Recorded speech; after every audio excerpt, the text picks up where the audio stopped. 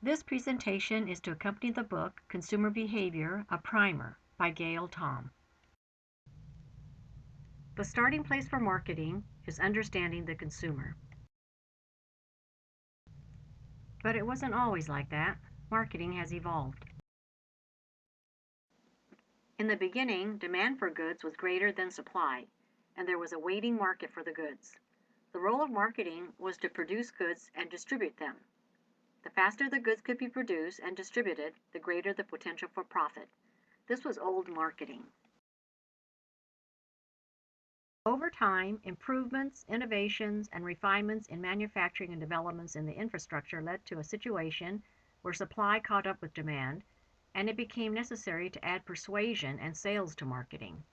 Marketers had to convince consumers that their product was better than their competitors. Today, supply is greater than demand. No longer can you expect to be able to produce goods to a waiting market. Before you produce anything, you first must ask, do people want it? Are there enough people who want it so that it is profitable to produce?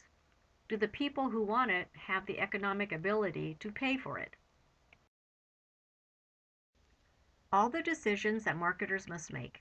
Should we manufacture a new product? Should we change the packaging and update its appearance? Should we use fear in advertising and scare people into buying the product? Or should we use humor and cajole people to purchase? Where should we distribute the product? Selective retail outlets, mass merchandisers, the internet? Should we lower price to be below that of our competitors' brands? How do we improve communication to improve customer loyalty? The answer to all of these managerial questions depends upon an understanding of the consumer. In order for managers to make the right decision, they first have to know how the consumer will react. The starting point is understanding the consumer. That is what the study of consumer behavior is all about. The consumer's needs, wants, desires change in tandem with cultural, economic, technological, competitive, legal, political changes. This makes the study of consumer behavior dynamic but unwieldy, exciting but risky, and always interesting.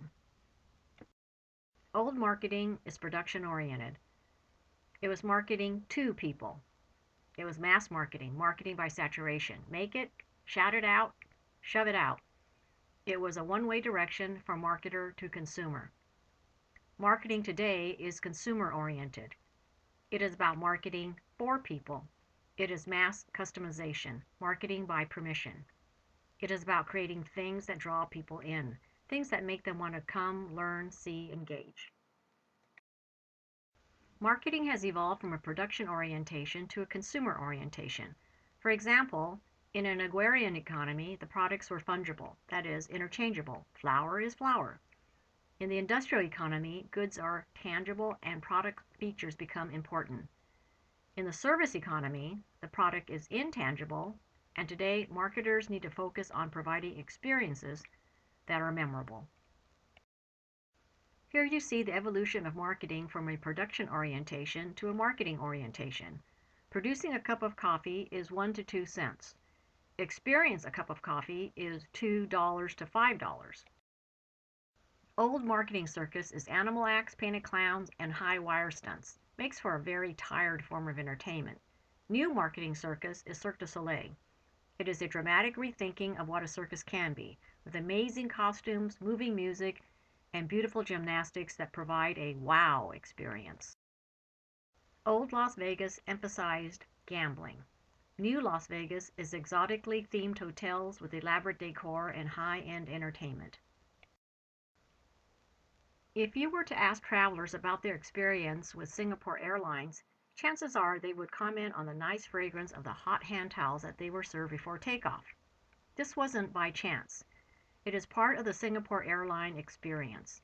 The fragrance is Stephan Floridian Waters, and it was especially designed for Singapore Airlines. Stephan Floridian Waters is not only blended into the hot towels, it also forms the scent in the flight attendant's perfume. Old marketing is production-oriented. Standardization, one-way messages, and influence from marketers to audiences. New marketing is consumer-oriented, inviting consumer participation, establishing two-way dialogue and relationships between marketers and consumers. The 2010 Old Spice campaign is an example of new marketing. It involved consumer participation, dialogue with consumers, and developing relationships with consumers. Marketers of Old Spice used social media, like Twitter, to invite consumers to comment and ask questions. They then posted their 60-second responses to the consumer questions on YouTube. George Stephanopoulos asks a political question. The president's lost some female support. How does the White House get those women voters back? Hi, George. Great question. Here are a few suggestions. First, mandate the use of Old Spice products in the White House. After Hours and Swagger are a couple of my favorites. Then, President Obama should henceforth only be seen in a towel. Also, instead of opening the State of the Union address with "My fellow Americans," try opening with "Hello, ladies," and end with "Presidential ab point." And if all else fails, Monaco smile. Another example of new marketing is the creation of TikTok and Lunatic, wristbands that convert the Apple Nano into a watch. When the designer Scott Wilson shopped it around to Apple and retailers, he found no takers. He went to Kickstarter, a website that invites people to invest in projects they find worthwhile. 13,500 consumers loved the idea enough to invest close to $1 million, and he was able to develop the product this year. They are selling in 50 countries and selling so well that retailers came calling. Apple now includes the wristband in its offerings.